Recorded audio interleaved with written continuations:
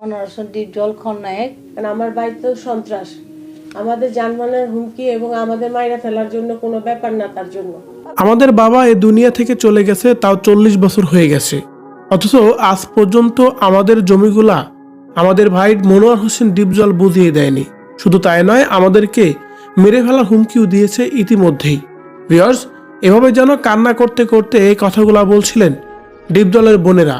ডিপজলের 3 বোন সোশ্যাল মিডিয়ায় এসে কান্না করতে করতে তার প্রতি অভিযোগ এবং কি মামলা প্রসঙ্গে এবার কি বলছে, যে কথাগুলো শুনলে যেন আপনার চোখ কপালে উঠবে। তাই বিষয়ে জানতে সম্পূর্ণ ভিডিওটি দেখে সঙ্গেই থাকুন। মনোয়ার হোসেন ডিপজল ফিল্ম ইন্ডাস্ট্রিতে এক সময় তিনি ভিলেনের চরিত্রে অভিনয় করতেন। শুধু তাই নয়, তার অভিনয়গুলো ছিল এতটাই ভয়ঙ্কর যে ছোট পোলাপান এবং কি ছোট বাচ্চারা দেখলে সেটা ভয় পেত।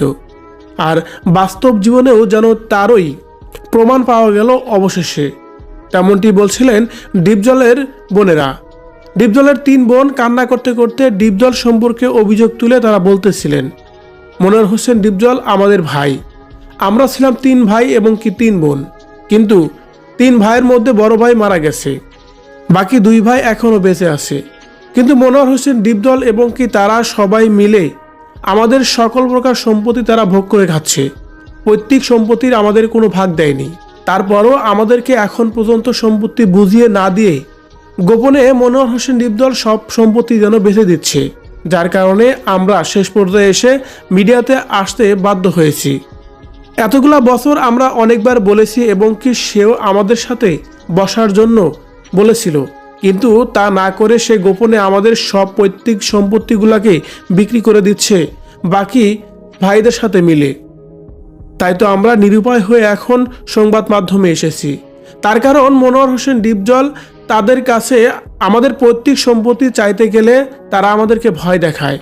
তারা বলছেন যখনই আমরা তাদের কাছে জমি চাই তখনই আমাদেরকে ভয় দেখানো হয়। মনোয়ার হোসেন ডিপজল সিনেমা ইন্ডাস্ট্রিতে যেমন ভয়ঙ্কর ছিলেন, বাস্তব জীবনেও যেন তার চেয়ে বেশি ভয়ঙ্করী বলে এমনই মন্তব্য করেছেন ডিপজলের বোনেরা। আমাদের কি জমি লাগবে নাকি স্বামী সন্তান এই দুনিয়াতে বেঁচে থাকবে? তার কারণ তাদের কাছে সম্পত্তি চাইলে তারা নাকি তাদের স্বামী সন্তানকে এই দুনিয়া থেকে বিদায় করে দেবে। আর এমন ভয় দেখেই এতদিন মুখ বন্ধ রেখেছিল ডিপজলের বোনেদের। আর এমন অভিযোগ করেই সোশ্যাল মিডিয়ায় এসে কান্না করতে করতে কথাগুলো বলছিলেন ডিপজলের বড় বোন এবং কি ছোট বোনেরা। ভিউয়ার্স, খলনায়ক মনোয়ার হোসেন ডিপজল বর্তমান সময়ে অনেক আলোচনা সমালোচনা না থাকলেও নতুন করে যেন এমনই আলোচনা দেখা দিয়েছে। বোনদেরকে ঠকিয়ে রাজপ্রাসাদ গড়েছে মনোয়ার হোসেন ডিপজল। আর তাকে নিয়ে যদি আপনার কোনো মতামত থেকে থাকে কমেন্ট করে জানিয়ে দিন কমেন্ট বক্সে। এখন আমাদের এই বয়সে আসার কোনো প্রয়োজন ছিল না।